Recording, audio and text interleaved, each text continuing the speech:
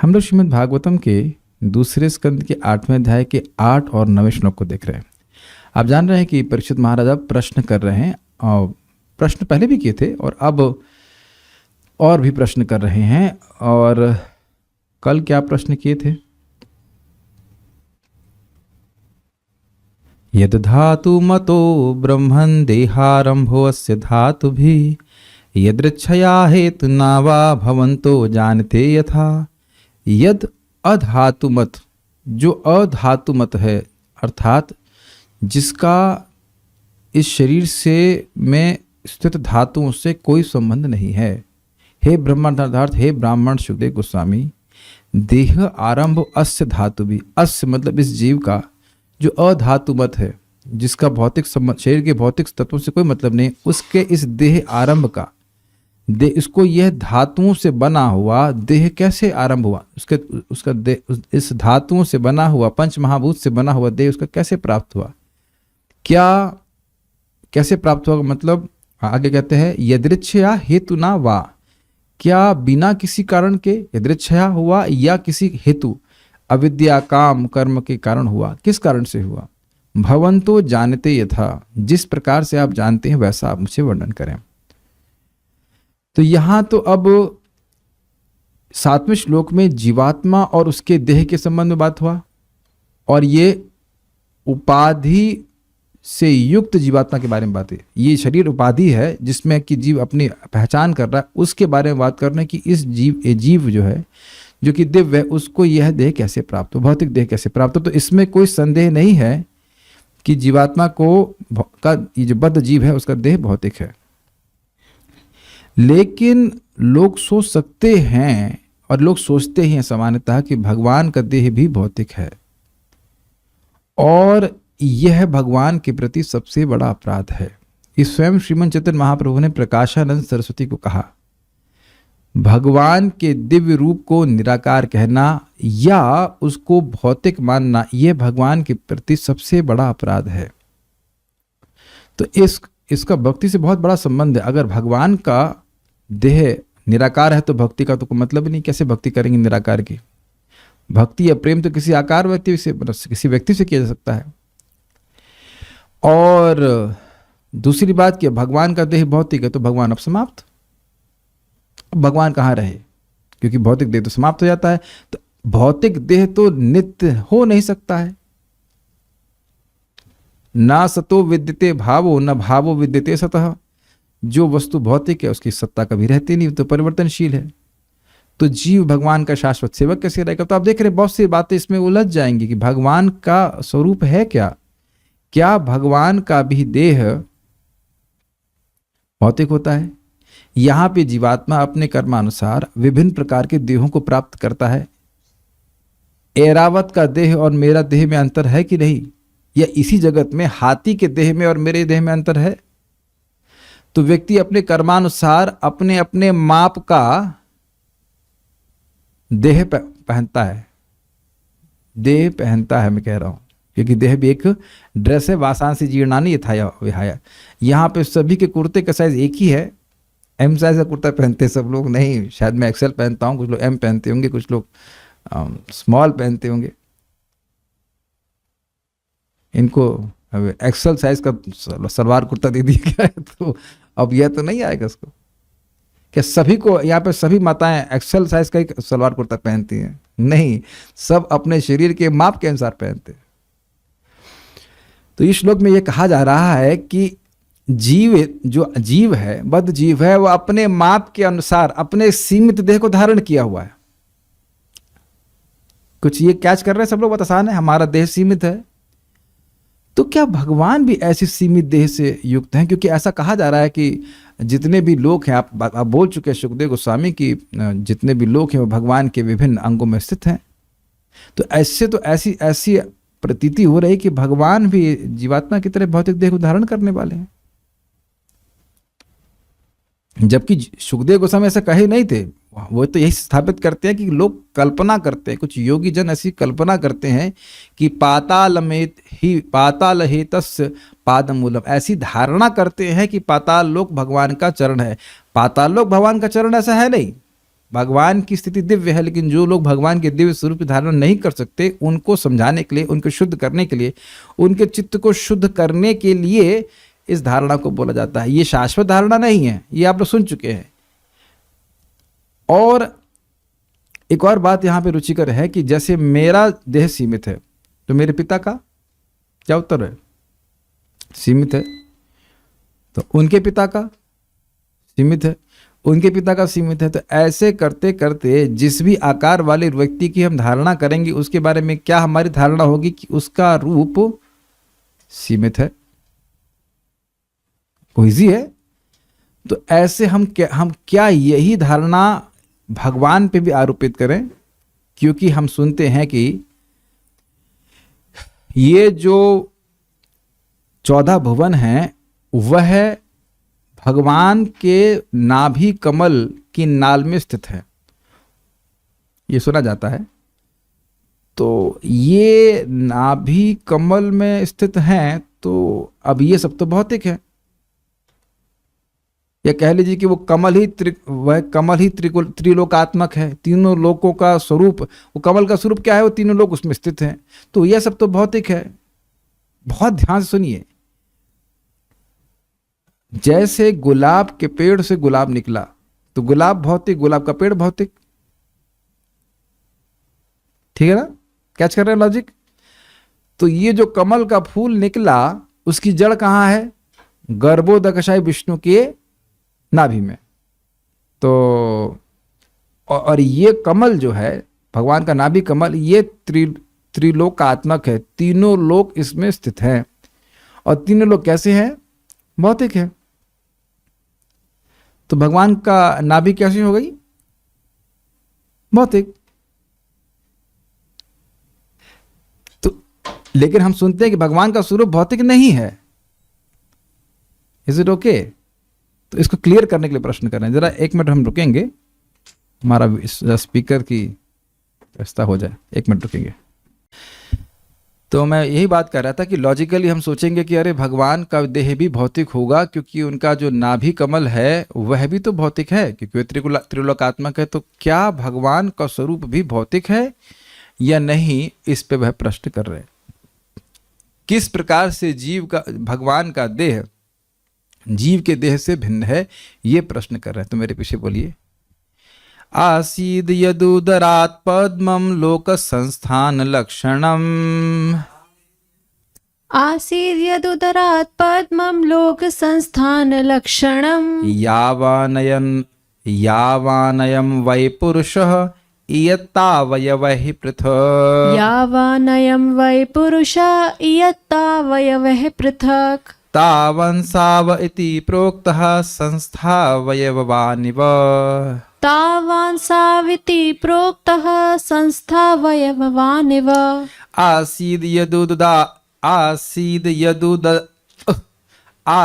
यदुदरात् पद्मं लोक संस्थान लक्षणम्, आसीद यदुदरात् पद्मं लोक संस्थान लक्षणम्, यावानयं वै पुरुष इयत्तावयवैः पृथक्, यावानयं वै पुरुष इयत्तावयवः पृथक्, तावान्साव इति प्रोक्तः संस्थावयवानिव, तावान्साव इति प्रोक्तः संस्थावयवानिव, आसीद यदुदरात् पद्मं लोक संस्थान लक्षणम्, आसीद यदुदरात् पद्मं लोक संस्थान लक्षणम्, यावानयं वै पुरुष इयत्तावयवः पृथक्, यावानयं वै पुरुष इयत्तावयवः पृथक्, तावन्साव इति प्रोक्तः संस्थावयवानिव, तावान्साव इति प्रोक्तः संस्थावयवानिव, आसीद यदुदरात् पद्मं लोक संस्थान लक्षणम्, आसीद यदुदरात् पद्मं लोक संस्थान लक्षणम्, यावनयं वै पुरुष इयत्तावयवैः पृथक्। यावानयं वै पुरुष इयत्तावयवः पृथक्। यावानयं वै पुरुष इयत्तावयवः पृथक्। यावानयं वै पुरुष इयत्तावयवः पृथक्। तावान् सावति प्रोक्तः संस्थावयवान् तावान् साव इति प्रोक्तः संस्थावयवानिव। तावान् साव इति प्रोक्तः संस्थावयवानिव। एक बार फिर से बोलते हैं, बड़ा बोलने में टफ लग रहा है। आसीद यदुदरात् पद्मं लोकसंस्थान लक्षणम्। आसीद् यदुदरात् पद्मं लोकसंस्थान लक्षणम्। यावानयं वै पुरुष इयत्तावयवैः पृथक्। यावानयं वै पुरुष इयत्तावयवः पृथक्। तावान् सावैति प्रोक्तः संस्थावयवानिव। तावान् साव इति प्रोक्तः संस्थावयवानिव। आसीद् यदुदरात् पद्मं लोकसंस्थान लक्षणम्। आसीद् यदुदरात् पद्मं लोकसंस्थान लक्षणम्। यावानयं वै पुरुष इयत्तावयवः पृथक्। यावानयं वै पुरुष इयत्तावयवः पृथक्। तावान् साव इति प्रोक्तः संस्थावयवानिव। तावान् साव इति प्रोक्तः संस्थावयवानिव। शुरू करते हैं आगे। यदि पूर्ण पुरुषोत्तम भगवान, जिनके उदर से कमल नाल बाहर निकला है, अपने माप के अनुसार विराट शरीर धारण कर सकते हैं, तो फिर भगवान के शरीर तथा सामान्य जीवात्माओं के शरीर में कौन सा विशेष अंतर है? ये अनुवाद समझ पा रहे हैं? भगवान के उदर से यानी कि नाभि से कमल नाल बाहर निकलता है और इसी कमल नाल में सारे तीनों लोकों की अवस्थिति है। तो कमल नाल तो भौतिक हुआ और उसी को अनुवाद में टीका में बताया गया त्रिगुणात्मक कमल है। मतलब यही माना जाएगा कि ये तीनों जो लोक है उन्हीं का, ये जो कमल का स्वरूप क्या है, तीनों जो लोक है, लोकांतर है, वही इसमें है, अवस्थित हैं। तो वह तो भौतिक हुआ। तो अब यह भी बोला जाता है कि ये तीनों लोक है, वो क्या है? भगवान का विराट शरीर है, विराट रूप कहा जाता है। तो जैसे जीवात्मा का देह है, यद्यपि जीवात्मा तो देह से परे है, तो क्या भगवान का भी वैसा रूप है? यद्यपि जीवात्मा का भौतिक रूप नहीं है, भौतिक देह नहीं होता है, लेकिन भौतिक देह से संबंध होता है। तो क्या भगवान भी इस प्रकार से विराट रूप में है, अवस्थित है? क्या भगवान का स्वरूप भी भौतिक है? क्योंकि वो निकला कहाँ से है? उधर से, भगवान की नाभि से। तो भक्त अभी बोल रहे भगवान की नाभि तो भौतिक कैसे हो सकती है? तो हाँ, नहीं है। तो ये बात क्लैरिटी होनी चाहिए ना। मैंने बताया था ना कि हमारे ग्रैंडफादर, हमारे बाबा जी बोलते थे, विष्णु स्त्री है कि पुरुष है? पुरुष तो लग रहे हैं, लेकिन अगर पुरुष हैं तो बच्चा कैसे जन्म दे रहे हैं? तो उनसे पूछो कि जब उनका बच्चा जन्म हुआ, पहली बात तो क्या वो सामान्य पुरुष की तरह बच्चा जन्म दे रहे हैं? नहीं, पुरुष को स्त्री की आवश्यकता होती है। भगवान अपने संकल्प से अपने संतान को जन्म दे रहे हैं। तो ये बात भी तो आप शास्त्र से सुन रहे, तो शास्त्र तो नहीं कह रहा ना कि भगवान स्त्री हैं या पुरुष हैं। भगवान को इस तरह की उपाधि से नहीं एड्रेस करना चाहिए। वो आदि बात स्वीकार कर रहे, आदि बातें स्वीकार कर रहे। तो बहुत से लोगों की इस प्रकार की धारणा होती है कि भगवान का स्वरूप भौतिक है।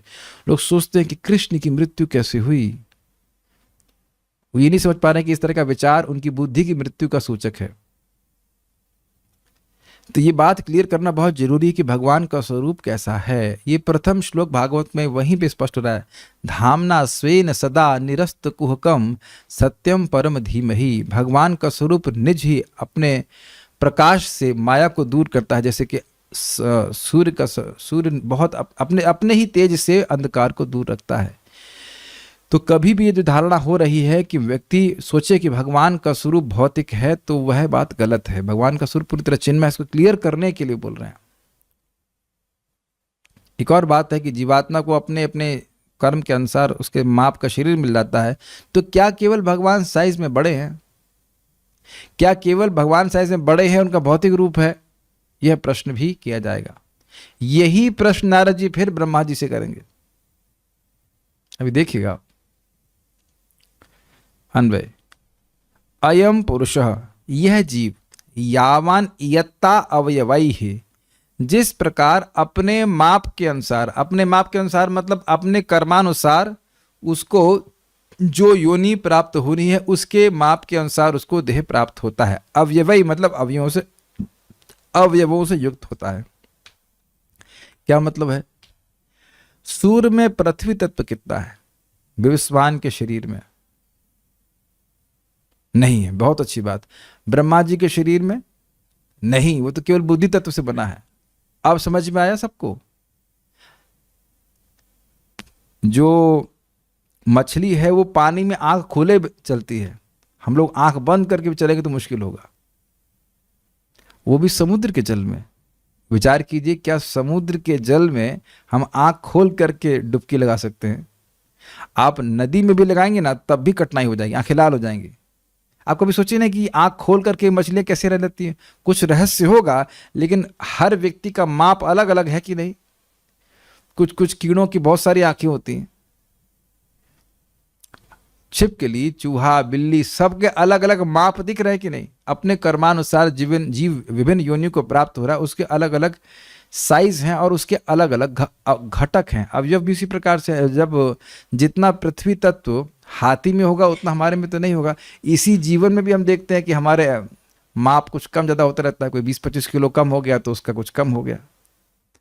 तो इयत्ता मतलब उसके माप के अनुसार। स्वपरिमित शब्द आचार्यों ने रखा है। स्व मतलब अपना और परिमित मतलब उसकी परिधि, उसकी सीमा है। क्या ये बात आप लोग को समझ में आ रही है? समझने का मतलब दिख रही है कि हम सभी की देह की एक सीमा है और सबकी सीमा अलग अलग है। कोई 5 फुट 6 इंच, कोई 6 फुट 1 इंच, कोई 5 फुट 4 इंच। अपने अपने कर्म और योनि के अनुसार व्यक्ति का अलग अलग मैप, अलग अलग डिजाइन है।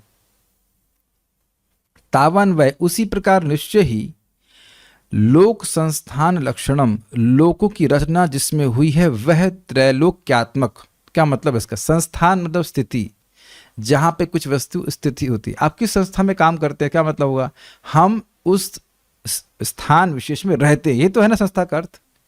तो लोक संस्थान लक्षण मतलब उसका लक्षण क्या है? उस पद्म, उस भगवान के नाभि कमल का लक्षण क्या है कि उसमें 14 लोक स्थित हैं। इसलिए कह रहे हैं कि त्रैलोक्यात्मक पद्म। कुछ ग्रहण कर पा रहे हैं? कठिन लग रहा है। सारे 14 लोक कहाँ स्थित हैं? तो भगवान से निकलने वाले नाभि कमल के नाल में स्थित हैं।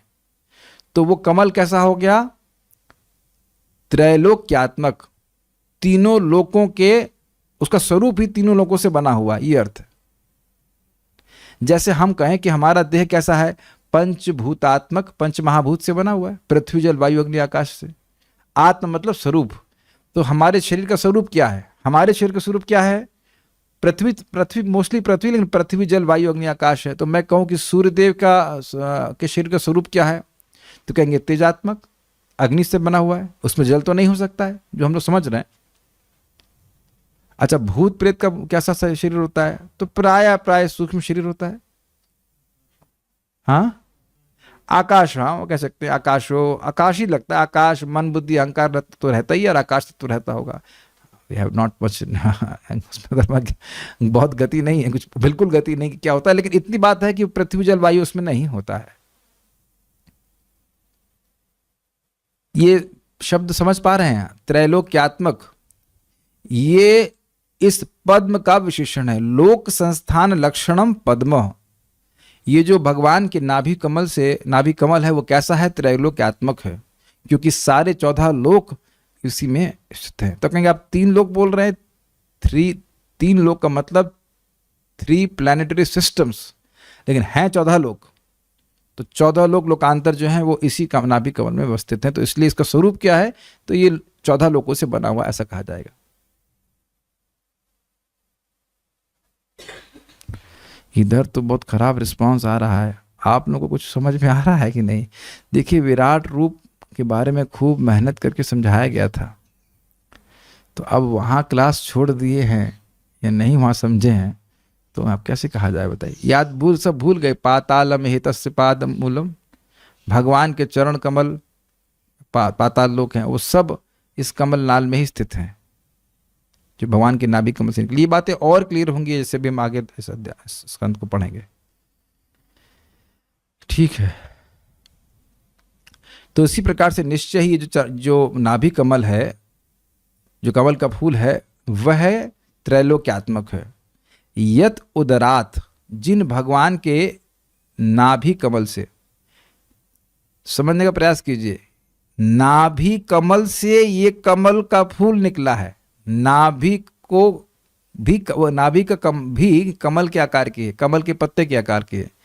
नमः, बोलिए, पंकज नाभाय, नमः पंकज मालिने, नमः पंकज नेत्राय, नमस्ते पंकजांग्रये। तो जब बोला नमः पंकज नाभाय, मतलब उनकी नाभि जो है वह कमल की तरह है। अब मेरा एक प्रश्न है, जेन्युइन प्रश्न है, कि भगवान की नाभि कमल के आकार की है या वो ऐसे मतलब कमल के पत्ते के आकार की है? इस पे मेरे को थोड़ा सा संदेह हो रहा है। ये पूछूंगा, आपको पता है इसके बारे में कुछ? नहीं, उपमा तो दे रहे हैं, बिल्कुल समझ रहा हूँ, लेकिन उपमा क्या मतलब वो जैसे खिला हुआ कमल है वैसा है, या वो जो कमल के पत्ते के आकार क्या है?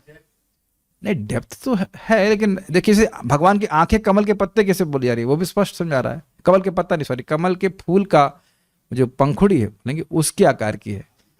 ऐसा तो मैं तो आज तक ये सोचा था कि डेप्थ तो है ही, लेकिन वो कमल के पंखुड़ी के आकार की है, ऐसा होगा, या फिर खिले हुए पंख कमल की तरह है।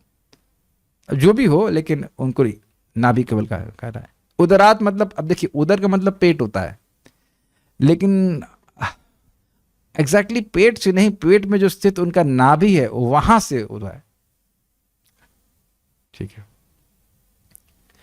अब देखिए जैसे हम नाभि बोलेंगे तो हम सोचेंगे अच्छा नाभि है तो अंदर अंतड़ियां भी होंगी। नहीं नहीं, यही तो बात सोचने वाली है, यही तो दिक्कत है, ये दिक्कत है ना। जैसे ही हम सोचेंगे नाभि, तो नाभि का कुछ कनेक्शन होगा ना, स्टमक, अंदर आप लीवर और बाकी सब सोचने लग जाएंगे।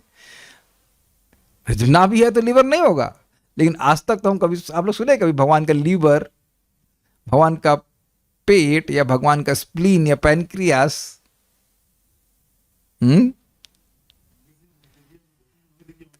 अब आप कह रहे भौतिक नहीं है, दिव्य। देखिए भगवान का ये अंदर बाहर वाला सिस्टम है ही नहीं, होंगे वाली बात छोड़ दीजिए, बात अंदर बाहर वाला सिस्टम नहीं, वो सब चिन्मय पता है वस्तु है वो। देख रहे हैं ना, अब हम लोग कठिनाई अनुभव कर रहे हैं ना। अरे जब आंख है, मुंह है, सब कुछ है, तो लिवर भी होना चाहिए, पैनक्रियास भी होना चाहिए। हजम कैसे करते सब खा करके? तो आप देखेंगे कि हम बुद्धि के द्वारा भगवान के स्वरूप का निर्णय नहीं कर सकते। इसीलिए भगवान के स्वरूप के बारे में जानकारी किए जाना आवश्यक है। अगर भगवान को भौतिक मान करके भजन करते रहेंगे तो अपराध बनता रहेगा। यही तो दिक्कत है हमारे लिए स्वीकार करने में। मेरा नाम मेरे से अलग है, लेकिन भगवान का स्वरूप ऐसा नहीं है। भगवान का स्वरूप और भगवान का नाम एक ही वस्तु है। वाच्यम वाचकमित्युदेति भवतो नाम स्वरूप द्वयम। नाम के दो स्वरूप हैं। क्या? एक नामी और नाम। ये नहीं बोले नामी के दो स्वरूप है, कह रहे हैं नाम के दो स्वरूप हैं। एक व्यक्ति जिसका नाम है कृष्ण और उनका नाम। कितना अद्भुत है कि हम लोग भगवान को देखना चाहते हैं, अच्छी बात है देखना चाहते हैं, लेकिन नाम के रूप में भगवान आते हैं तो सुनने में थोड़ा आलस है, बोलने में आलस है, कितना है ना। और पता है क्यों? कैसे हो सकता? इतना आसानी से आ जाएंगे हरे कृष्ण बोलने से, इतना आसानी से भगवान का संपर्क हो जाएगा। अरे बड़ी मेहनत करनी होगी। कुछ ये भी संदेह है कि नहीं? आप बताइए, आप चेक कीजिए। क्या आपने मेरी बात कैच करी? भगवान के स्वरूप को न समझ पाने के कारण व्यक्ति नेग्लेक्ट कर रहा है। नहीं तो फिर 16 पे क्यों रुकेंगे? भगवान का संपर्क कितना आसान है। भगवान का संपर्क, हरे कृष्णा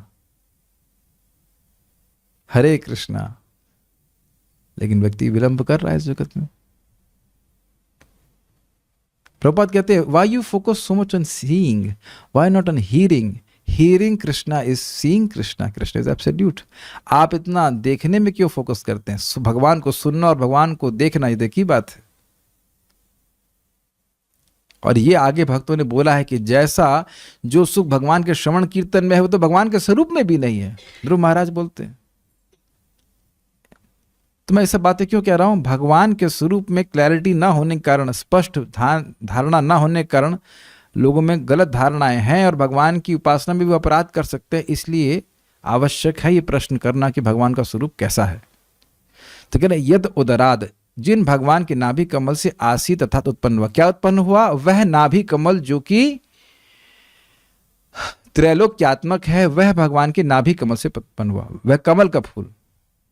असौ, वह भगवान इति प्रोक्ता, ऐसा कहा जाता है, संस्था अवयववान इव, सीमित अवयवों से युक्त जीव सदृश है।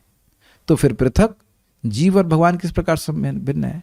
ऐसा कहा जाता है, ऐसा वो कह नहीं रहे हैं। इति प्रोक्ता, ऐसा कहा जाता है, वो कह रहे हैं, वो नहीं कह रहे हैं। स्वयं परीक्षित महाराज नहीं कह रहे कैसा है, ध्यान दीजिएगा। ऐसा कहा जाता है, हम तो ऐसा सुने हैं, कुछ लोग कहते हैं, इस अर्थ में कह रहे हैं कि भगवान भी इसी प्रकार से सीमित परिधि वाले हैं, सीमित शरीर वाले हैं। तो फिर भगवान अलग कैसे हुए? हम लोग किसी भौतिक व्यक्ति की पूजा नहीं कर रहे। देवता असीमित नहीं है। बहुत से देवता तो बद्धजीवी ही है, शुद्ध भक्त नहीं है। देवता असीमित नहीं है, देवता अपरिच्छिन्न नहीं है, वो परिच्छिन्न है, लिमिटेड है। लेकिन भगवान देश काल वस्तु अपरिच्छिन्न है, फिर भी एक व्यक्ति है। थोड़ा समझने का प्रयास कीजिए। मैं अगर ये आपको कहूं कि ये ग्लास का शेप कैसा है, आकार कैसा है, तो आप कहेंगे सिलेंड्रिकल।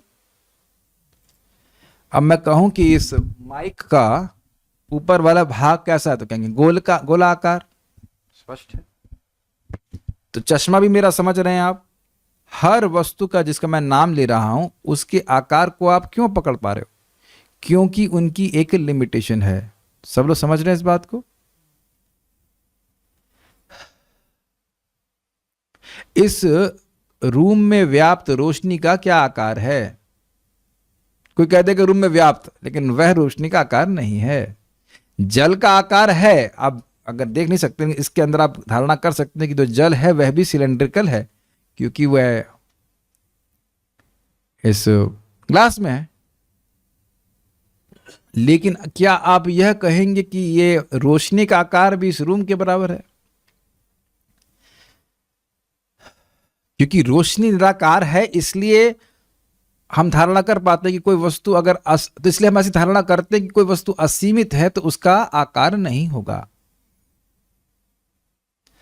तो ये बात लोगों के लिए बड़ी कठिनाई हो जाती है कि भगवान का स्वरूप भी है और भगवान असीमित भी है, ऐसे कैसे होगा? मेरी बात आप समझ पा रहे हैं?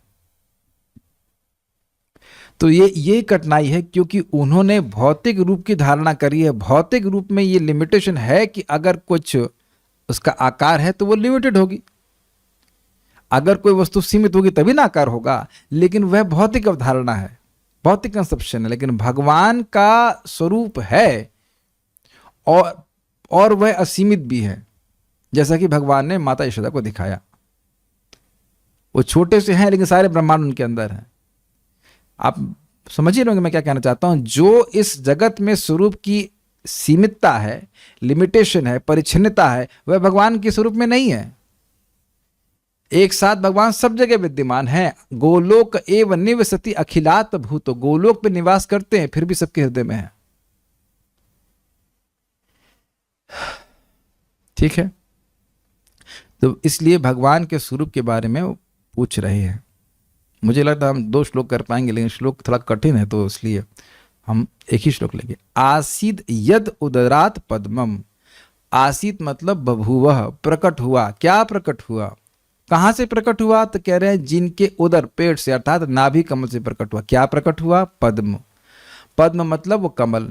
तो वो कमल का स्वरूप क्या था? तो कहते हैं लोक संस्थान लक्षणम। तीनों लोक जिसमें स्थित रहते हैं, ऐसे लक्षणों से युक्त, ऐसे स्वरूप से युक्त जो कमल था वह उनके पेट से प्रकट हुआ। क्षमा कीजिएगा, नाभि कमल से प्रकट हुआ। यावन अयम वै पुरुषः इयत्तावयवहि, जिस प्रकार से यह पुरुष, यह जीव, जिसके बारे में पिछले श्लोक में पूछा गया कि उसको देह कैसे प्राप्त हुआ, वह जिस प्रकार अपने सीमित देह और उसके अवयवों से युक्त है। अगर कहा जाए कि हमारे शरीर में कितना किलो पृथ्वी है, तो 25 किलो, अंदाज से बोल रहा हूं मैं, कह नहीं सकता। 70% पानी है, तो अब आप हिसाब लगा लेते हैं। मान लीजिए मेरा वजन है 70 किलो, ऐसे बोल रहा हूं, मेरा मतलब मेरे देह का, तो उसमें पानी कितना है? 49 किलो, 49, अब तेज है आप, हाँ ठीक है, 49 किलो। तो ये लिमिट हो गया ना कि 49 किलो है। क्या मेरे देह में 500 किलो पानी हो सकता है? मेरा वजन 70 किलो हो, ऐसा हो सकता है? ऐसा नहीं हो सकता। भगवान ने करके दिखा दिया। भगवान छोटे से है लेकिन पूरा ब्रह्मांड भरा हुआ है। जब कंस के ऊपर कूदे तो पूरा ब्रह्मांड लेके कूदे, जब भीष्म को के प्रति दौड़ रहे हैं तो पूरे ब्रह्मांड का भार लेके दौड़ रहे हैं। तो अब बताइए, मैं हम लोग ऐसा कर सकते हैं कि भाई अपने घर में कपड़ा प्रेस करना हो तो पूरे ब्रह्मांड का भार लेकर बैठ जाए, वो प्रेस हो जाए? या आटा गूंद रही को माता जी, तो ब्रह्मांड का भार लेकर के अपने हाथ से हाथ में लिया और मारना शुरू किया, जल्दी गूंद जाए? ऐसा तो नहीं हो सकता। जो हमारा हाथ का भार है वो लिमिट है कि नहीं, बताइए।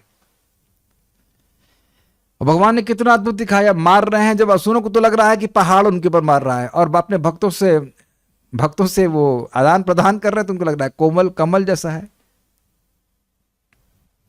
बड़ा रुचिकर है कि भगवान कृष्ण वो सल तोसल आदि से जो भी थे उनको मार दिए, दोनों लोग, बलराम, कृष्ण और बलराम दोनों को मार दिए, उनको हरा दिए। लेकिन उसके बाद वहीं अपने मित्रों के संग दंगल कर रहे हैं, और वहीं उसी दंगल में वो हार रहे हैं। आपको पता है, देवशक्ति माता जी लीला सुना रही थी, वही छोटे से पतले दिखने वाले कृष्ण बलराम जी, पतले मतलब कंस के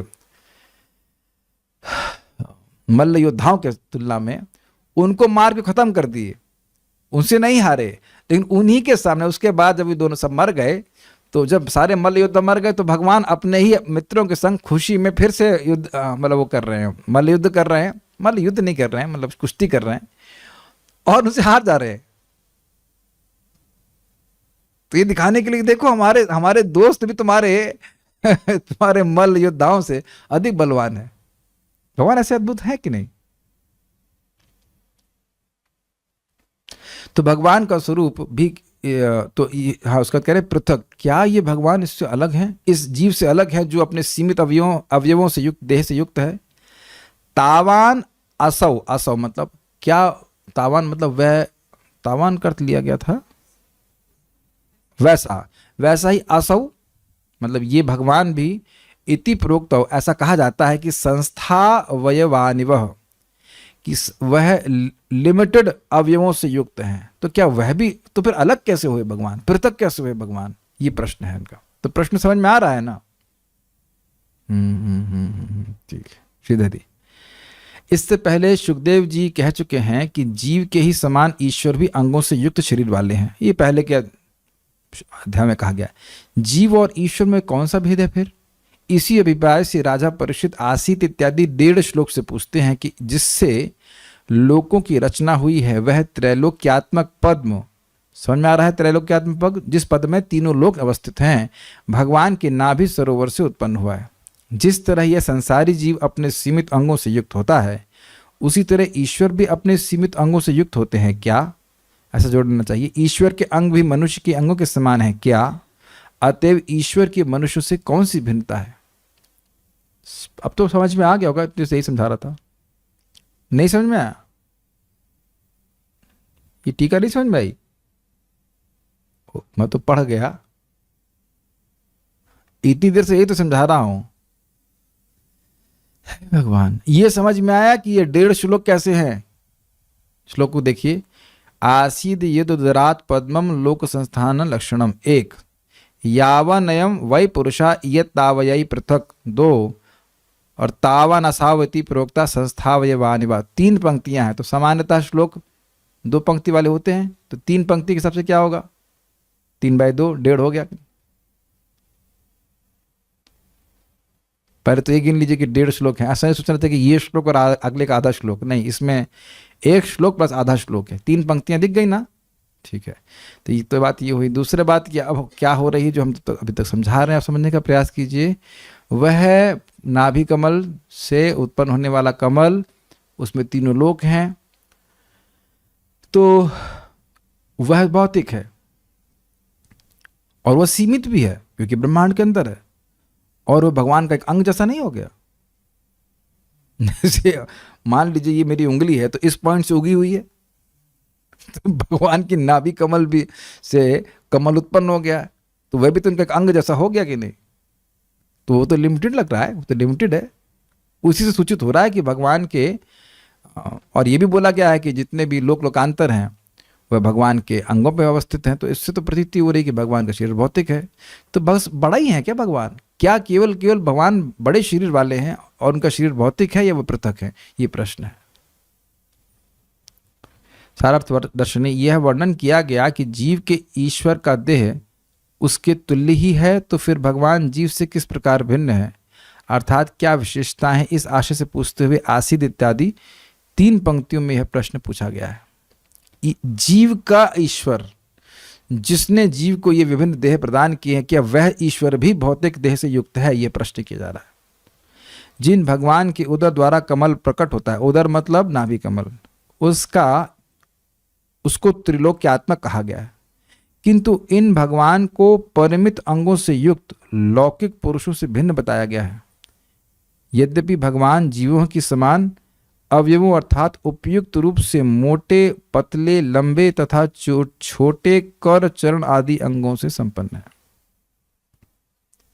यद्यपि ईश्वर के कर, चरण आदि जीव से भिन्न है, तथापि उन्हें समान बतलाया गया है। अतः वास्तविक भेद क्या है, यह भाव है। अब बड़ा अच्छी तरह से समझाया है। देखिए, भगवान के हाथ हैं कि नहीं? भगवान के हाथ हैं, आंखें हैं, तो उससे सीमितता का बोध होता है कि नहीं?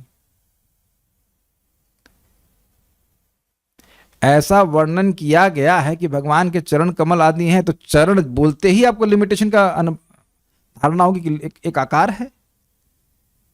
तो वो प्रश्न कर रहे हैं, बड़ा स्पष्ट प्रश्न कर रहे हैं कि भगवान के चरण कमल आदि जो हैं वह इस जगत में रहने वाले जीवात्मा के चरण कमल आदि से, चरण कमल नहीं है, चरणों से, हाथ पैरों से कैसे अलग हैं?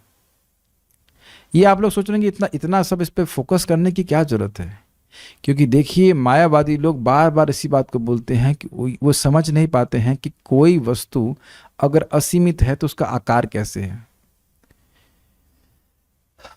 प्रभुपाद जी कहते हैं कि देखिए, जब तक हम शास्त्र का श्रवण नहीं करते तब तक ये बात स्वीकार करना कि ये पूरा जगत एक व्यक्ति से आया है, ये हमको असंभव लगता है।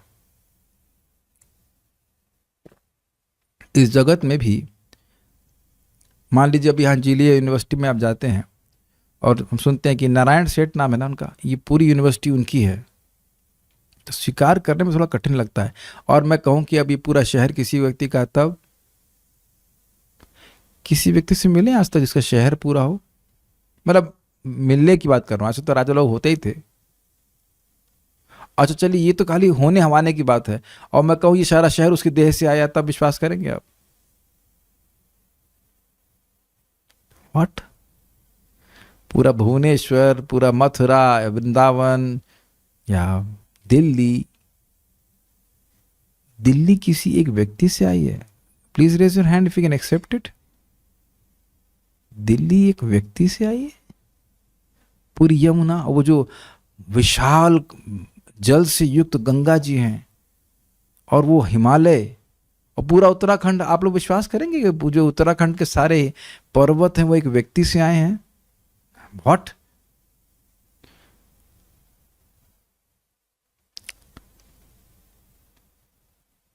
इसीलिए जब तक कोई व्यक्ति श्रीमद् भागवतम को नहीं सुनेगा, उसके लिए स्वाभाविक ही है कि वह निराकारवादी हो जाएगा। अगर वह भागवत नहीं सुनता है तो ये प्रश्न उठाया गया कि जन्मादि अस्य यतः, परम सत्य वही है जिससे सब कुछ आया है, तो वो कौन है? वो एक व्यक्ति है। ये स्वीकार करना सामान्य बुद्धि से कठिन होता है। इसलिए ये प्रश्न बहुत प्रासंगिक है कि वह भगवान जिससे सबको जगत आया है, उनका स्वरूप क्या है। ओके? और यह भी समझना होगा कि उनके स्वरूप को हम अपनी बुद्धि से नहीं समझ सकते, क्योंकि हमारी बुद्धि है भौतिक। जब हम भगवान की भक्ति करते हैं तो भगवान प्रकट करते हैं कि वो कैसे हैं। इसको आप चतुश्लोकी में सुनेंगे कि जैसा मैं हूं वैसा तुम्हें मेरे अनुग्रह से प्रस्तुत हो, समझ में आए। ब्रह्मा जी को बोलेंगे, भक्त्या माम अभिजानाति यावन यश्चास्मि तत्वतः ततो माम तत्वतो ज्ञात्वा विशति तदनंतरम। जैसा मैं हूं, जैसा मेरा स्वरूप है, भगवान कहते हैं, वैसा व्यक्ति कैसे जानता है?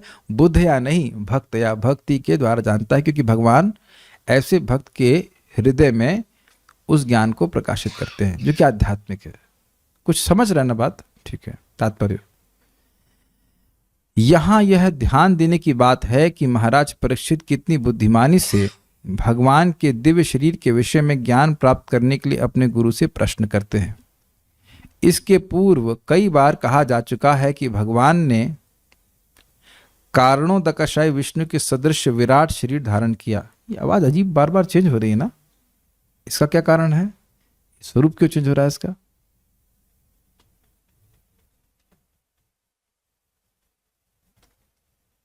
ओके,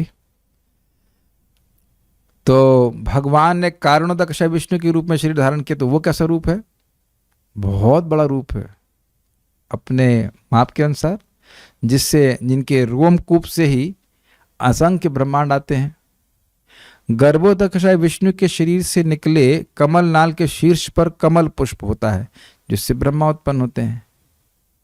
निसंदेह भौतिक संसार की रचना के समय भगवान विराट शरीर धारण करते हैं और जीवात्माएं भी आवश्यकता अनुसार लघु या दीर्घ शरीर प्राप्त करती हैं, छोटे या बड़े शरीर प्राप्त करते हैं। भगवान विराट शरीर धारण करते हैं, मतलब ये धारणा की जाती है कि भगवान का विराट रूप इस प्रकार से है। उदाहरणार्थ, हाथी को आवश्यकता अनुसार विशाल देह प्राप्त होती है, चींटी को अपनी आवश्यकता के अनुसार लघु देह मिलती है। इसी तरह यदि भगवान ब्रह्मांडों या किसी ब्रह्मांड के लोगों को समाहित करने के लिए विराट शरीर धारण करते हैं, तो आवश्यकता अनुसार किसी विशेष प्रकार के शरीर को धारण करने के नियम में कोई अंतर नहीं पड़ता। ये आप समझ रहे हैं? हाथी होने के लिए बड़ा होना पड़ता है और चींटी होने के लिए छोटा होना पड़ता है। आत्मा तो वही है। तो कह रहे हैं कि समस्त ब्रह्मांडों को समाहित करने के लिए या किसी ब्रह्मांड में प्रवेश करने के लिए भगवान अपने शरीर को फैला रहे हैं, तो ये तो वही हुआ ना, सेम हुआ। जीव तथा ईश्वर को केवल शरीर के आकार के कारण पर विभेदित नहीं किया जा सकता है। केवल साइज बड़ा होने से कोई व्यक्ति भगवान नहीं बन जाता है, ये बात बोल रहे। अतः इसका उत्तर इस पर निर्भर करता है कि भगवान के शरीर का सामान्य जीव के शरीर की तुलना में विशिष्ट महत्व क्या है। भगवान का शरीर कैसे जीव के शरीर से अलग होता है। वैसे तो मैंने प्रॉमिस किया था कि मैं एक ही श्लोक बोलूंगा, लेकिन थोड़ा समय है तो एक श्लोक और ले लें, क्योंकि इसका संबंध इस श्लोक से है। और ये वाला श्लोक बिल्कुल आसान है, बिल्कुल आसान, मतलब एक छोटा बच्चा भी अगर सुनेगा तो समझ में आ जाएगा उसको। मेरे पीछे बोलिए। अजः सृजति भूतानि भूतात्मा यदनुग्रहात्। अजः सृजति भूतानि भूतात्मा यदनुग्रहात्। ददृशे येन तद्रूपं नाभिपद्म समुद्भवः। ददृशे येन तद्रूपं नाभिपद्म समुद्भवः। अजः सृजति भूतानि भूतात्मा यदनुग्रहात्। अजः सृजति भूतानि भूतात्मा यदनुग्रहात्। ददृशे तेन तद्रूपं नाभिपद्म समुद्भवः। ददृशे येन तद्रूपं नाभिपद्म समुद्भवः। अजः सृजति भूतानि भूतात्मा यदनुग्रहात्। अजः सृजति भूतानि भूतात्मा यदनुग्रहात्। ददृशे येन तद्रूपं नाभिपद्म समुद्भवः। ददृशे येन तद्रूपं नाभिपद्म समुद्भवः। अजः सृजति भूतानि भूतात्मा यदनुग्रहात्। अजः सृजति भूतानि भूतात्मा यदनुग्रहात्। ददृशे येन तद्रूपं नाभिपद्म समुद्भवः। ददृशे येन तद्रूपं नाभिपद्म समुद्भवः। अब इस बात को सूचित करने के लिए कि भगवान का स्वरूप अलग है, एक विशेष घटना को बता रहे हैं। ब्रह्मा जी जो किसी भौतिक स्रोत से नहीं अपितु भगवान की नाभि से प्रकट होने वाले कमल के फूल से उत्पन्न हुए हैं, वे उन सबके सृष्टा हैं जो इस संसार में जन्म लेते हैं। स्पष्ट है। निसंदेह भगवत कृपा से ही ब्रह्मा जी भगवान के स्वरूप को देख सके। इससे समझ में आ रहा है ना, ब्रह्मा जी भगवान की कृपा से ही भगवत स्वरूप को देख सके, अर्थात वह स्वरूप भौतिक नहीं हो सकता। इसलिए मैं बोल रहा था कि श्लोक का लिंक है, इसलिए वह आज समझना आवश्यक है। जिस स्वरूप के बारे में भगवान बोल रहे हैं वह है, उसके बारे में परीक्षित महाराज जानते हैं कि ब्रह्मा जी प्रयास किए लेकिन अपने प्रयास मात्र से उस स्वरूप को नहीं देख पाए। अब ये बात हम भागवत में आगे सुनने वाले हैं, आगे के अध्याय में, लेकिन यह बात आगे स्पष्ट हो जाएगी। ब्रह्मा जी ऐसा करने में असमर्थ हुए थे। उनकी सृष्टि होती है, वो सोचते हैं कि मैं कहाँ से सृष्टि हुआ, तो उस कमललाल में फिर कूद जाते हैं। लेकिन उनको, और उसके बाद गर्भोदशाय भगवान के पेट के अंदर चले जाते हैं उनको, लेकिन उनको कुछ दिखाई नहीं पड़ता है। उनको अंदर स्टमक दिखाई नहीं पड़ता है कि भगवान ने कुछ खाया हो, अंदर पड़ा हुआ हो, हजम हो रहा हो, ऐसा कुछ नहीं दिख रहा था उनको। अब वो क्या देखे अलग बात है, लेकिन भगवान को नहीं देख पाए, भगवान के अंदर होते हुए भी। जैसे सोचिए, विचार कीजिए, मान लो ये भगवान का पेट है जिस रूम में हम बैठे हुए हैं, तो दिख रहा है ना आपको दीवाले। माँ के गर्भ में बच्चा होता है कि नहीं, तो उसे अब जो भी चेतना जितनी रहती हो तो अनुभव नहीं करता है कि मैं एक कोष्ठ में हूं, या भागवत पढ़ सकते हैं। लेकिन अपनी माँ के गर्भ में अगर कहा जाए, भगवान के गर्भ में ब्रह्मा जी गए, उनको कुछ समझ नहीं आया कि क्या है यहां पे, उनको कोई बाउंड्री नहीं दिखी। आप विचार कर पा रहे हैं मेरी बात को? नाभि कमल से वह भगवान विष्णु की नाभि पेट के अंदर पहुंच भी गए, लेकिन उनको कुछ दिखाई नहीं पड़ा। ऊपर नीचे देख रहे हैं, क्या क्या हो रहा है, कुछ समझ नहीं आ रहा है। और एक बार कमल के नाल की तरह नीचे जाते, फिर ऊपर जाते, फिर ऊपर जाते, फिर नीचे जाते, उन्हें कुछ समझ में नहीं आता कि क्या हो रहा है, कहां से इसकी उत्पत्ति हो रही है, ये भी समझ में नहीं आ रहा है ना। आपको अजीब से नहीं लग रहा है ना? अचिंत्य शक्ति है ना, तो इसका मतलब है कि भगवान का स्वरूप अलग है। लॉजिकली अगर आप सोचेंगे तो हाँ भाई, कमल की नाल उसमें जा रहा है नीचे जाके, तो कहीं तो देखिए कहाँ यहाँ से चल रही है, यहाँ से स्रोत हो रहा है, लेकिन नहीं उनको मिला, अपने प्रयास से नहीं समझ पाया। और उसके बाद वहाँ कहते हैं आगे जाके ब्रह्मा जी कि मैं जब प्रयास कर रहा था तो मैं आप लोग को देख नहीं पाया, और जब आप प्रसन्न हो गए तो आपने दिखा दिया। तो भगवान का स्वरूप थोड़ा अलग है, दिव्य है, इसको इस श्लोक से इंगित कर रहे हैं, इसलिए स्वरूप के बारे में जानना चाहते हैं। अन्वय देखिए, भूतात्मा सभी व्यष्टि उपाधि युक्त जीवों के समष्टि उपाधि युक्त नियंत्रण। ये क्या है भाई, ये बड़ा सुंदर अर्थ लिया गया है। भूत प्लस आत्मा इज कॉल्ड भूतात्मा, और इसको और तोड़ा गया है भूतानाम आत्मा। भूतों के, भूत मतलब हम जीव भूत जो उपाधि से युक्त हैं, व्यष्टि उपाधि से युक्त। व्यष्टि उपाधि मतलब आप उपाधि समझते हैं, ये देह है, हम आपका देह है, और आपका स्थूल और आपका सूक्ष्म देह आपका है कि नहीं राम लक्ष्मण प्रभु? अब मेरा है, और उपाध्याय जी आपका, यस। जैसे मैंने बोला उपाध्याय जी, तो कृष्ण प्रभु ही रिस्पॉन्ड कर रहे हैं, क्योंकि कृष्ण उपाध्याय, ये उपाधि केवल आपकी है इस रूम में, है ना कृष्ण सखा प्रभु? क्या कहते हैं, कुछ दिख रहा है आपको? सब लोग अपनी इंडिविजुअल व्यक्तिगत उपाधि लेके टहल रहे हैं, मैं भी टहल रहा हूं। सबके आधार कार्ड एक ही नहीं है ना, सबका अलग अलग आधार कार्ड है कि नहीं?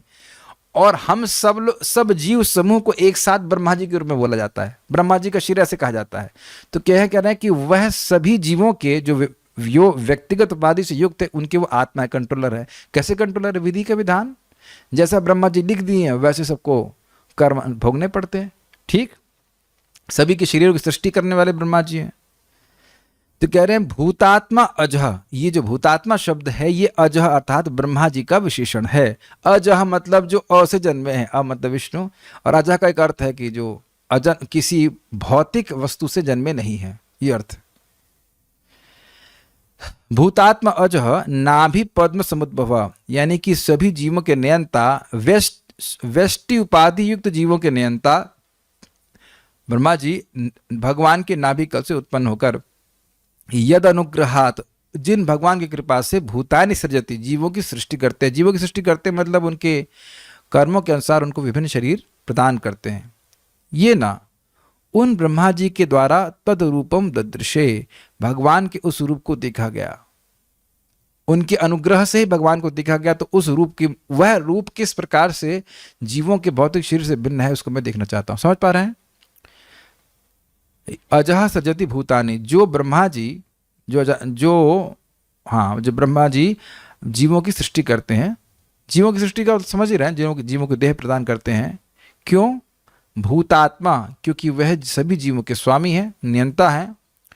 किसके अनुग्रह से करते हैं? तो कह रहे हैं यद अनुग्रह, जिन भगवान के अनुग्रह से वैसा कर पाते हैं। ददृश्य येना तद्रूपम, और जिनके अनुग्रह से वह उनके रूप को देख पाए। ये यद अनुग्रहात दोनों जगह लगेगा। जिन भगवान के अनुग्रह से वह भूतात्मा है, सभी जीवों के नियंता हैं, और जिन भगवान के अनुग्रह से वह भगवान को देख पाए, भगवान के नियंता नहीं है। कब हुआ ऐसा? तो कहते हैं नाभि पद्म समुद्भव। उसी किस रूप से? उसी रूप से जिस रूप के नाभि कमल से वह उत्पन्न हुए थे। लेकिन उस रूप को देख तभी पाए जब भगवान का अनुग्रह हो गया। तो इस रूप के बारे में जानना चाहता हूँ, और वो रूप कैसे अन्य लोगों के रूप से भिन्न है वह भी जानना चाहता हूँ। स्पष्ट है श्लोक का मतलब? श्लोक बड़ा इंटरेस्टिंग, अगर आप लिंक समझते चले, थोड़ा सा है वो समझ जाएंगे आप। श्रीधरी, जीव और ईश्वर में जो भेद है उसको आप अवश्य मुझे बतलाइए। अब आप कहेंगे भाई ये लिंक क्या है? अवश्य क्यों? क्योंकि भगवान के स्वरूप की ऐसी विशेषता है, उसको बता रहे हैं। उस स्वरूप की इतनी शक्ति है कि उसके अनुग्रह से ब्रह्मा जी सभी जीवों के ईश्वर हो गए, एक। और दूसरा, वो स्वरूप की ऐसी विशेषता है कि सभी जीवों का ईश्वर भगवान के स्वरूप के अनुग्रह से ही वह उस रूप को देख पाया, नहीं तो नहीं देख पाया। इसलिए उस स्वरूप की विशेषता है, इसलिए आप जरूर बताएं। बहुत अच्छा श्लोक है ये। Why are you so interested? ये उत्तर है। कुछ समझ रहे हैं? भगवान का स्वरूप इतना अद्भुत है ना कि सभी प्राणियों का, कितने प्राणी हैं इस ब्रह्मांड में भी, उन सब के नियामक हो गए वो ब्रह्मा जी। और नियामक होने के बाद भी भगवान को नहीं देख पाए, उसी रूप के अनुग्रह से ही भगवान को देख पाए। ठीक है, इसलिए मैं उस स्वरूप के बारे में जानना चाहता हूं। अजह अर्थात ब्रह्मा जी भूतात्मा, ये इनका विशेषण है। क्या मतलब है? इज इक्वल्स टू भूतानाम आत्मा। भूतानाम मतलब षष्ठी विभक्ति, भूतों के, अर्थात व्यष्टि उपाधि से युक्त जीवों के, जो व्यक्तिगत स्थूल और सूक्ष्म देह को लेकर जीव चल रहा है, उनके आत्मा अर्थात नियामक है। कौन नियामक है? ब्रह्मा जी हैं, क्योंकि वे समष्टि उपाधि से युक्त है। मतलब वो सारी उपाधियां मिलकर के वो ब्रह्मा जी कंट्रोल में, से कह लीजिए जी। हाँ, ये मैं भी देखा, आत्मा का एक बड़ा अद्भुत नया अर्थ है कि नियामक है। बहुत अच्छा है। दिस इज वेरी इन्वाइगोरेटिंग, इंग्लिश में कहेंगे, बुद्धि को बहुत संतुष्ट करता है। कितने सुंदर अर्थ निकल रहे हैं ये ना। अर्थात जिन ब्रह्मा जी के द्वारा यदनुग्रहात, अर्थात जिन परमात्मा की कृपा से परमात्मा के रूप का साक्षात्कार हुआ, देख पाए। यह परीक्षित महाराज ने ब्रह्मा जी के उस कथन का अनुवाद किया है। तस्यापि दृष्टुरीशस्य कूटस्थस्य अखिलात्मनः सृज्यं सृजामि सृष्टोहम ईक्षैवाभिचोदितः। 2.5.17 इस श्लोक को हम लोग पहले पढ़ चुके हैं। ये जो बात ब्रह्मा जी ने वहां बोली थी, उसी बात का अनुवाद, उसको दोबारा से परीक्षित महाराज कह रहे हैं। उनके ही द्वारा प्रेरित होकर मैं भगवान नारायण द्वारा सर्वव्यापी परमात्मा के रूप में उनकी ही दृष्टि के सामने पहले जो सृजित हो चुका है उसी की फिर खोज करता हूं, और मैं भी केवल उन्हीं के द्वारा सृजित हूं। यह बात आगे चल, हाँ ये बात, द्वारा सृजित हूं, यहां तक इसका अनुवाद है। तो ब्रह्मा जी जो बोले थे कि उनके द्वारा सृजित होकर के मैं सृष्टि करता हूं, वही बात परीक्षित महाराज बोल रहे हैं। अब यह बात कि भगवान के द्वारा सृजित होकर के जीवों की सृष्टि करने में समर्थ ब्रह्मा जी उनकी ही कृपा से उनके रूप को देख पाए, ये आगे के श्लोकों को, आगे के अध्यायों में स्पष्ट होगी। ये बात यहाँ पे शिला श्रीधर स्वामी कह रहे हैं। ये परीक्षित महाराज को कैसे मालूम चला कि ब्रह्मा जी तपस्या करके ही भगवान को देख पाए? ये तो अब तक ब्रह्मा जी नहीं बोले हैं। सृजन किए हैं ये बोले हैं, लेकिन यह नहीं बोले अभी तक कि मैं तपस्या करने के बाद उनको देख पाया। तो वह सब आगे के श्लोकों से बहुत क्लियर होगा, आगे के अध्याय में क्लियर होगा सारा दर्शनी। अवश्य आपको भेद का स्पष्ट विवरण देना चाहिए। क्यों? अजह अर्थात ब्रह्मा जी भूतानाम अर्थात व्यष्टि उपाधि युक्त जीवों के नियंता हैं, क्योंकि वह समष्टि उपाधित्व अर्थात समष्टि जीव समूह का प्रतिनिधित्व करते हैं। ये तो बात अभी क्लियर हो गई। चूंकि वह भगवान के अनुग्रह द्वारा उनके नाभि पद्म द्वारा उद्भूत हुए हैं, कृपा से प्रकट हुए हैं, अतः वह अकेले ही सृजन करते हैं, ऐसा उनका सामर्थ्य है। ऊर्ण नाभिर इव क्लवः, जैसे ऊर्ण नाभि, जैसे मकड़ी अपने ही नाभि से सारा जाल उत्पन्न कर देती है, ऐसा नारद जी कहते हैं, ऐसा प्रतीत होता है कि आप भी पूरी तरह स्वतंत्र हैं। तो वो क्यों स्वतंत्र हैं इस तरह से करने से? क्योंकि वह महान स्वतंत्र, सर्वतंत्र स्वतंत्र भगवान के आश्रय में रहते, इसलिए इस प्रकार से वो स्वतंत्र रूप से सृष्टि करने में समर्थ हो जाते, जबकि स्वतंत्र है नहीं, लेकिन ऐसी प्रतीति होती है। तथा श्री भगवान निराकार नहीं है, क्योंकि ब्रह्मा जी के द्वारा उस रूप का दर्शन किया गया था, इसलिए भी सुनना चाहता हूं। देखिए बातें स्पष्ट हो रही, ये मूल झगड़ा है, भगवान निराकार है कि साकार है अंततोगत्वा।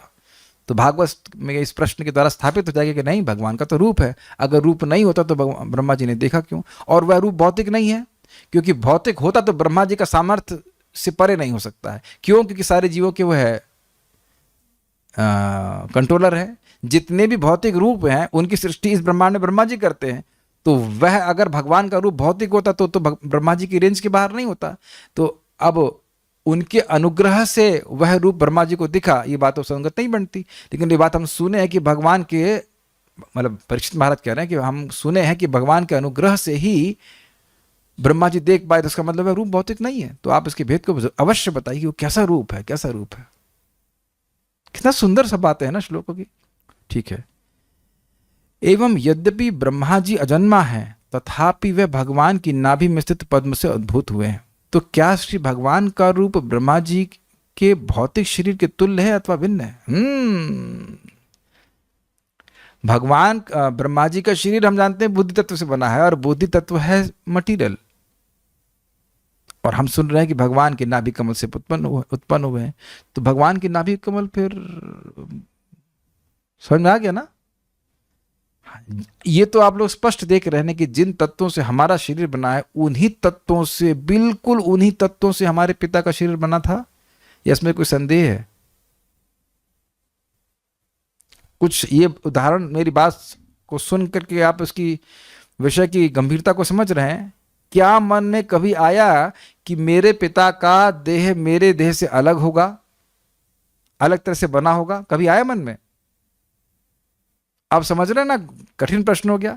अच्छा, उनके पिताजी का और उनके पिताजी का और उनके पिताजी का, तो हमारे मन में कभी आ ही नहीं सकता कि एक पिता है और उसका देह अलग तत्व से बना हो और उसके पिता उसके बेटे का अलग। लेकिन ये बात यहां पे आ रही है कि यद्यपि ब्रह्मा जी का शरीर स्पिरिचुअल नहीं है, आध्यात्मिक नहीं है, लेकिन भगवान जिनकी नाभि कमल से वो ब्रह्मा जी प्रकट हुए हैं, वह पूरी तरह चिन्मय शरीर वाले हैं। ठीक है। उसका वर्णन आपके द्वारा किया जाना चाहिए, ये भाव है। समझाइए कि ब्रह्मा जी का शरीर किस प्रकार से, भगवान का शरीर, भगवान का विग्रह कैसे ब्रह्मा जी से भिन्न है। तात्पर्य, ब्रह्मा प्रथम सजीव प्राणी हैं जो अजह कहलाते हैं, क्योंकि उन्होंने भौतिक संसार में उत्पन्न किसी माता के गर्भ से जन्म नहीं लिया। वे भगवान के कमल पुष्प के शारीरिक विस्तार से सीधे प्रकट हुए। कुछ समझ पा रहे हैं? भगवान का शारीरिक विस्तार क्या है? नाभि कमल, और नाभि कमल कमल, और उसका नाभि कमल से कमल, और कमल के से ब्रह्मा जी की उत्पत्ति हुई। और ब्रह्मा जी भौतिक आर्टिस्ट, बुद्धि तत्व जो भी है, स्पिरिचुअल तो नहीं। तो भेद कैसे आ गया? तो भेद है, ये तो हम जान रहे हैं। तो क्या भेद है बताइए?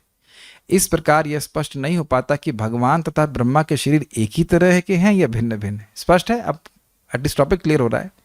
इसे भी अच्छी तरह समझ लेना होगा। किंतु एक बात तो निश्चित है, वह यह है कि ब्रह्मा जी श्री भगवान की कृपा पर पूर्णतः आश्रित थे, क्योंकि जन्म के पश्चात वे भगवान की कृपा से ही जीवों को उत्पन्न कर सके, ठीक, और भगवान का दर्शन कर सके। दोनों ही जगह यद अनुग्रहात लगेगा। दर्शन भी भगवान की कृपा से किए और सृष्टि भी भगवान की कृपा से की। ये आगे एकदम क्लियर हो जाएगा। पैदा होते ही सृष्टि नहीं किए, तपस्या की और भगवान की कृपा हुई, तब वह सृष्टि करने में समर्थ हुए। किंतु उन्होंने भगवान के जिस रूप को देखा था वह ब्रह्मा जैसे गुण वाला ना था, वह ब्रह्मा जैसे गुण वाला था या नहीं, यह चकराने वाला प्रश्न है। इसको मैंने भी क्लियर कर दिया कि क्यों चकराने वाला प्रश्न है।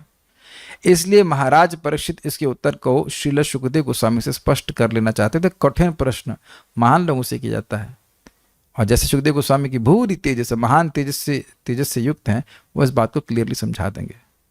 तो उम्मीद है कि प्रश्न समझ में आ रहे। देखिए, प्रश्न समझ में आएंगे तो भी अगला अध्याय समझ में आएगा, क्योंकि अगले अध्याय का क्या शीर्षक है?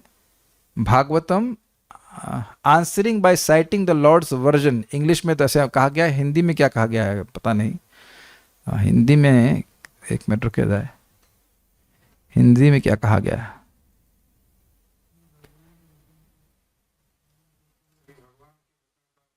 हाँ एक मिनट, भागवत सभी प्रश्नों का उत्तर ना, नवा नवा बोल रहे हैं, श्री भगवान के उद्धरण देते हुए, श्री भगवान के वचन का उद्धरण देते हुए प्रश्नों के उत्तर। तो आप समझ रहे हैं कि जब प्रश्न समझ में आएगा तब समझ, अच्छा भगवान ये बोल रहे हैं। टू का मतलब 1 + 1 = 2, अच्छा 2 ठीक है। 5 3 + 2 5, 3 + 2 नहीं पूछा, प्रश्न ही समझ में नहीं आएगा तो उत्तर से कोई संबंध नहीं होगा। तो उम्मीद है कि कुछ कुछ प्रश्न समझेंगे, और मुझे पूरा विश्वास है, यद्यपि मैंने टीकाओं को नहीं पढ़ा है, कि वहाँ बताया जाएगा कि वो जानते हैं, आचार्यगण जानते हैं कि हम लोग बुद्धू हैं, तो शायद ये भी बताएंगे कि वो प्रश्न जो किया गया था उसका उत्तर ये है। ऐसे आज तक तो सहायता किए हैं, आगे भी वो सहायता करेंगे सर। वो जो प्रश्न वहाँ पे किया गया था उसका उत्तर ये है, लेकिन कम से कम यहाँ प्रश्नों को हम समझते हुए चले। तो उम्मीद है कि आप लोग को ये रोचक लग रहे होंगे प्रश्न।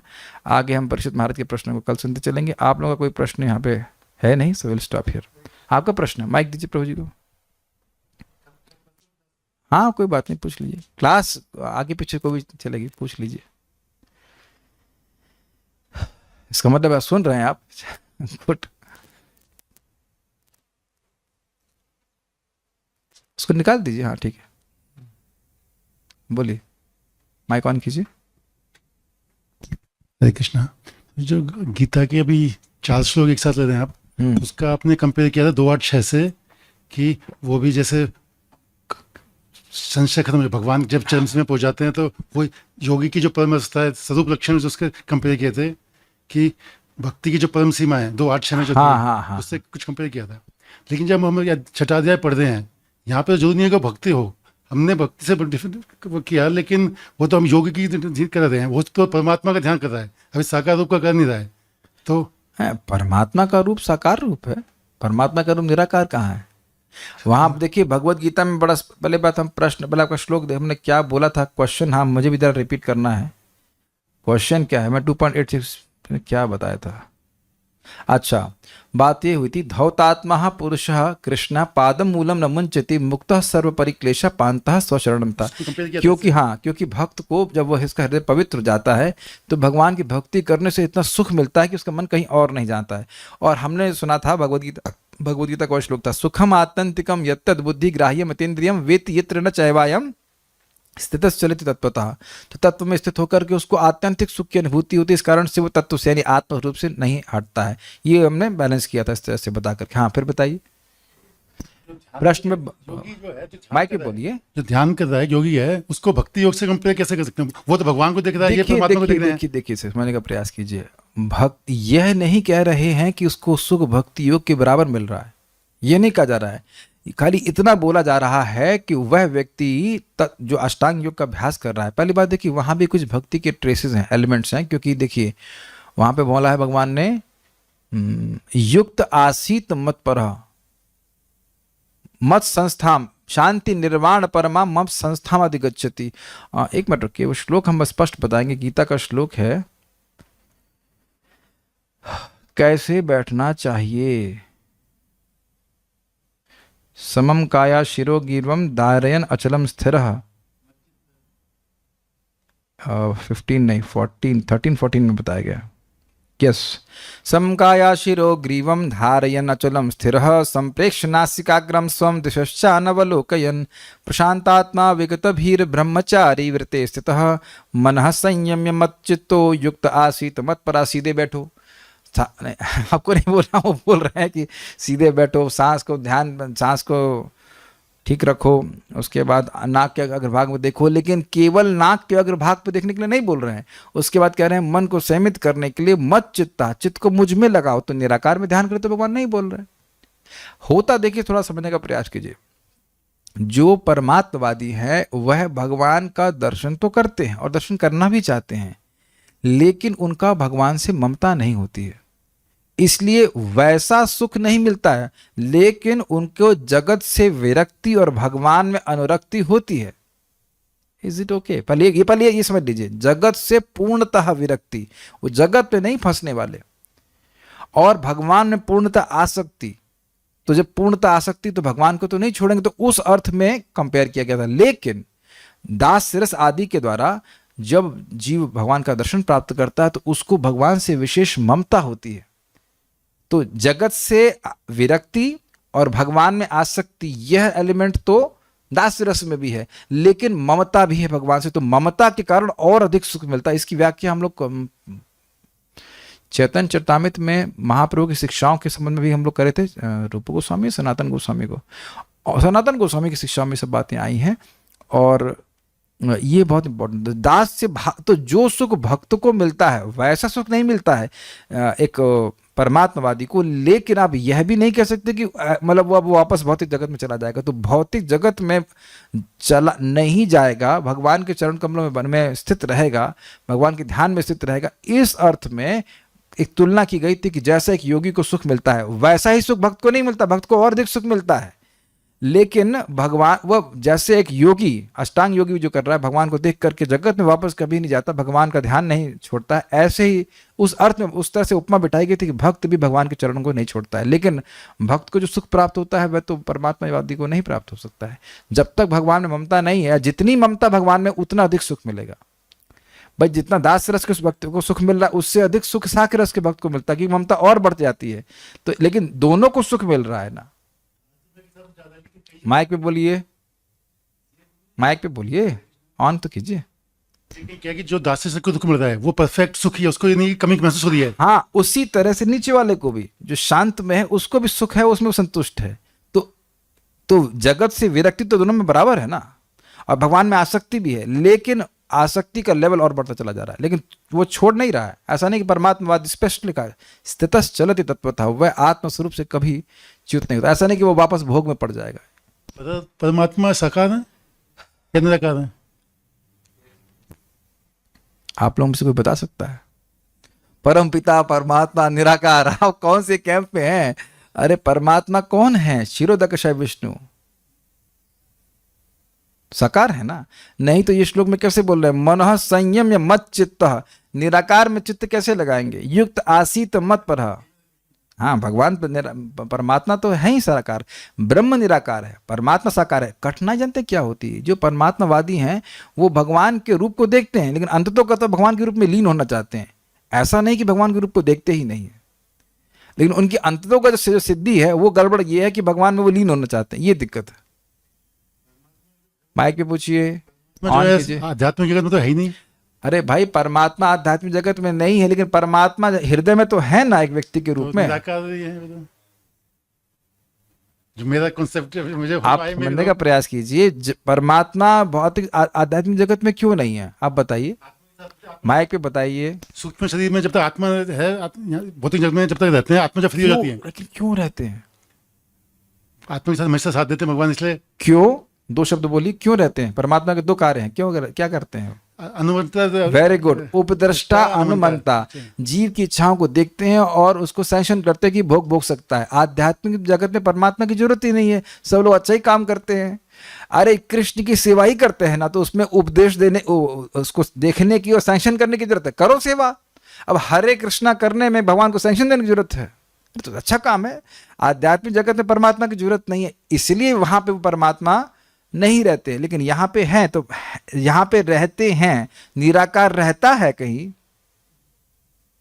गोलोक एव नवसति अखिलात्म भूतः, सभी के हृदय में रहते हैं। एवं स्वचित्ते स्वतएव सिद्ध आत्मा प्रियार्थ भगवान अनंत, भगवान अनंत हैं फिर भी सबके हृदय में रहते हैं। अच्छा ऐसे समझ लीजिए, सूर्य आकाश में है और विभिन्न जल के, क्या कहेंगे इसको, मतलब जो जल के आकार है, जो जल के छोटे छोटे पात्र हैं, उसमें भी तो वो जल दिखता है। और जल नहीं, क्षमा कीजिएगा, सूर्य का प्रतिबिंब दिखता है। तो सूर्य वहां पे भी है ना प्रतिबिंब के रूप में। तो अब यद्यपि वो प्रतिबिंब और सूर्य में अंतर है, लेकिन भगवान का जो आकार में, भगवान का जो विस्तार है उनके हमारे हृदय में, वो भगवान के समान शक्तिशाली है। हम लोग सुना था ना वो तर्जनी अंगूठे के साइज के बारे भगवान रहते हैं। तो निराकार कैसे हुए? अंगूठे का साइज तो कुछ आकार हुआ ना। माइक पे बोलिए। तीन रूप जब डिस्कस करते हैं, ब्रह्म ज्योति, परमात्मा और साकार रूप भगवान। ये आप बोल रहे हैं, साकार रूप भगवान नहीं है। आप दिखाइएगा। वो आप ऐसे नंबर बोलने से नहीं होगा। ये परमात्मा को निराकार कभी नहीं कहा गया। बोला गया है ब्रह्मेति परमात्मेति भगवान इति शब्द, ये ब्रह्मेति परमात्मेति सकार भगवान इति शब्द नहीं कहा गया। ये अपने मन से आप जोड़ रहे हैं। ब्रह्मेति परमात्मेति भगवान इति शब्द। देखिए स्पष्ट बात है, बिल्कुल उदाहरण से स्पष्ट समझ में आ जाएगा। सूर्य की रोशनी निराकार, सूर्य का गोलाकार, सूर्य के गोला का उपमा किसी दी जाती? परमात्मा की। तो वह आकार विवस्वान देवता का नहीं, लेकिन आकार है ना। और उसके बाद अलग हाईएस्ट रियलाइजेशन है विवस्वान का, सूर्य देवता का। तो परमात्मा का आकार है, नहीं तो फिर तो आप दूसरी पार्टी में चले जाएंगे, परमपिता परमात्मा निराकार। ठीक है, परमात्मा निराकार नहीं है। अब अभी तो हम लोग पढ़े हैं, कल ही तो पढ़े, क्षीरोदकशय विष्णु भगवान के विस्तार है। क्या हो रहा है? जब आत्मा ही निराकार नहीं है तो परमात्मा कैसे निराकार हो सकते? बहुत अच्छा बात, वाह बेटा, मेरी तरफ से रसगुल्ला खाओ, बहुत अच्छा। सुखम आत्यंतिकम यत्तद बुद्धि ग्राह्यम अतीन्द्रिय। इसलिए गीता के फंडे बड़े क्लियर होने चाहिए। वहां प्रपात बड़ा स्पष्ट कह रहे हैं, अति इंद्रियों के द्वारा वह सुख का अनुभव करता है। तो जब जीव सुख का अनुभव करता है तो जो सुख देने वाला है वह निराकार कैसे हो गया? और यहां स्पष्ट है, मन सम्य मत चित्तो युक्त आसीत मत परा। कोई बात नहीं, कोई बात नहीं, अच्छा है। प्रश्न किया तो कुछ और लोगों को भी क्लियर होगा, नहीं तो कुछ और भी आपके कैंप में हो परमात्मा निराकार। कोई बात नहीं। देखिए डाउट होना कोई दिक्कत नहीं, डाउट बने रहना दिक्कत है। तो अच्छा है आपने प्रश्न किया। So will stop here now. Shrimad Bhagavatam की जय, श्रील प्रभुपाद की जय, निताय गौर प्रेमानंदे।